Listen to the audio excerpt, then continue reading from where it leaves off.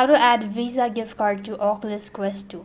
Hey guys, welcome back to another episode. In this video, I'm gonna go ahead and show you the ways on how you can add Visa card to Oculus Quest 2.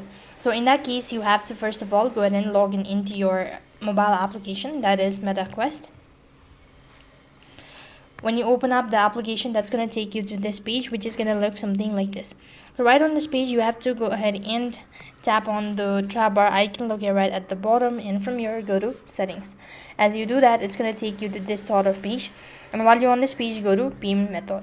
So basically what you can do is, in order to add your Visa card to Oculus Quest, you would go ahead and select add credit card or debit card, and right on this page you have to provide in all of these information that has been asked, such as your card number, CVV, valid until, and zip code, the country of your residence and the state as well, and click the add button, and then just begin with the procedure or just follow the instruction, and you will have successfully added Visa gift card to Oculus Quest. That is all for this video. I hope the video was helpful. Make sure to like, share and subscribe to our channel. Thank you for watching. See you in the next video.